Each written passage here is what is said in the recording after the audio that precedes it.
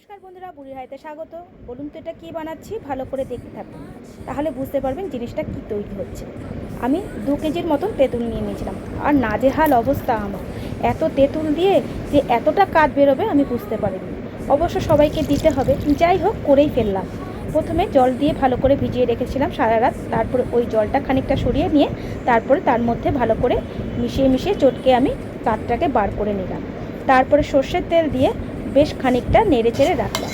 দিয়ে আমি পাথরের থালা ব্যবহার করেছিলাম। আমি 2 কেজির মতন তেঁতুল নিয়েছি, আর নিয়েছি ভেলি গুড় 2 কেজি।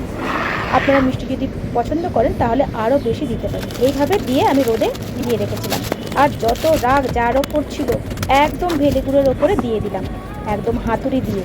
তারপরে এইভাবে তুলে নিয়ে আবার কিছুদিন পরে আমি গুড়টাকে ভালো করে মিশিয়ে নিলাম।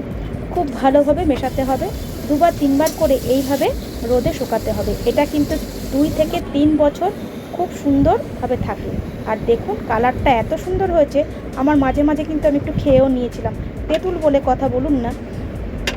আমি নিয়ে নিয়েছি মশলার জন্য জিরে, ধনে, মৌরি আর শুকনো লঙ্কা। এই মশলাটাকে ভালো করে আমি ভেজে নিয়ে মিক্সিতে পেস্ট করে নিয়েছি।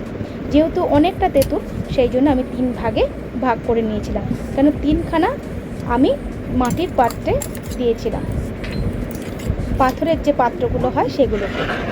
ভালো করে এইভাবে মিশিয়ে নিয়ে আবার ওই মিশ্রণটির মধ্যে আবার খানিকটা সর্ষের তেল দিয়ে দিলাম।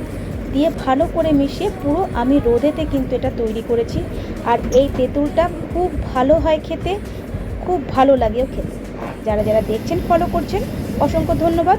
আর তাদেরকে অসংখ্য ধন্যবাদ জানাই যারা আমাকে সাপোর্ট করছেন, আমার পাশে আছেন, আমাকে এত দূর অবধি নিয়ে গেছেন।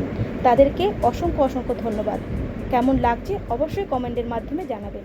ধন্যবাদ।